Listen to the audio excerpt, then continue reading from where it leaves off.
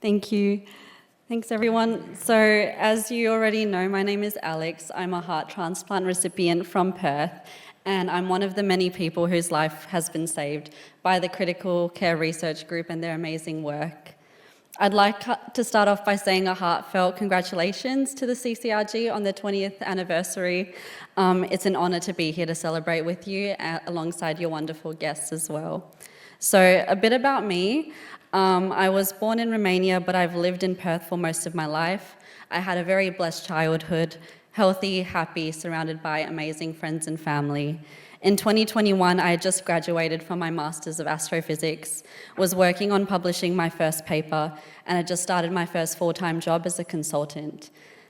Study had taken up most of my life until that point, and as much as I loved astronomy, I wanted to take a break, just enjoy my life, and possibly pursue a PhD in the future. However, less than a month after I graduated, almost overnight, I started to feel really sick. It started off as bloating and nausea, then extreme fatigue, burning muscles, barely being able to breathe or even walk 100 metres. In January 2022, I visited my GP countless times, trying to figure out what was going on. I got treated for low iron, gastro, but nothing was working. Eventually, my mum, being a nurse, forced me to go to the ED because she knew something was wrong. Of course, being a 20-something-year-old woman with no previous heart history, no one thought to check my heart, but after a few ED trips, one of the doctors gave me an ECG, performed an ECG, which is essentially a scan of my heartbeat, and they found that my heartbeat looked extremely abnormal. Some X-rays and ultrasounds later, I was diagnosed with dilated cardiomyopathy, essentially an enlarged, sick heart. At first, I was relieved, funnily enough, because I finally had a diagnosis, but after I heard the words, "You have severe heart failure," the relief dissipated. It was probably the last thing my parents and I expected to hear. After a couple of weeks in hospital, during which I was transferred to the Advanced Heart Failure Department at Fiona Stanley in Perth, I was discharged with medication and a life vest. However, I lasted about 3 weeks before I was readmitted, this time in end-stage heart failure with worsening symptoms, very rapidly worsening symptoms as well. So I was urgently listed for a heart transplant as soon as I was readmitted, and I couldn't leave the hospital. Basically, I became reliant on inotropes, which are drugs that force your heart to contract, but essentially these drugs work by pummeling your heart, meaning you can't stay on them for too long because they make your heart worse in the long run. As you can probably tell, things weren't looking great for me, and I was kind of getting backed into a corner. My team at Fiona Stanley was amazing. They had so many backup plans, but the issue was we were moving through these backup plans at record speed. Even though I was essentially listed number 1 in Australia for new heart, Perth is the most isolated major city in the world.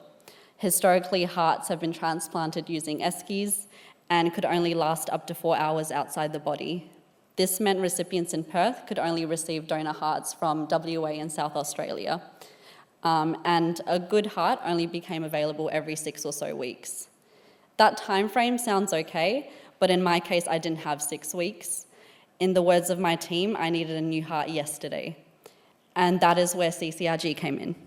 CCRG had been working on a special project called the Living Heart Project, led by Professor David McGiffin, Professor David Kay, and John Fraser.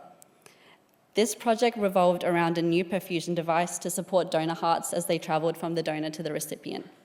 It had been proven to extend the life of a heart outside of the body up to 9 hours and now up to 12 hours, meaning I'd be able to receive hearts from over east. The plan was for the clinical trial to start in Perth late 2022, but the team was able to bring it forward when David McGiffin visited. In fact, he personally flew over to train the team at Fiona Stanley, and when he did so, he paid me a visit in my hotel room. He talked to me about publishing papers, stats and gravitational waves, which was a much-needed distraction from everything going on at the time. That box ended up playing a key role in my transplant. Because of the Living Heart Project, I was able to receive a heart before it was too late. And now, 2 years later, I'm living again, this time with a newfound appreciation and love for life. Sorry, I'm getting emotional. I've published my master's paper, travelled, been able to spend time with my loved ones and attend events like this one.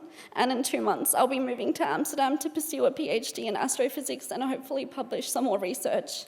None of this would have been possible without CCRG, because I wouldn't still be here today, and without everyone involved in the Living Heart Project. I cannot emphasize how valuable medical research is. It gives people like me another chance at life. And also, importantly, none of this could have happened without my donor angel and their family.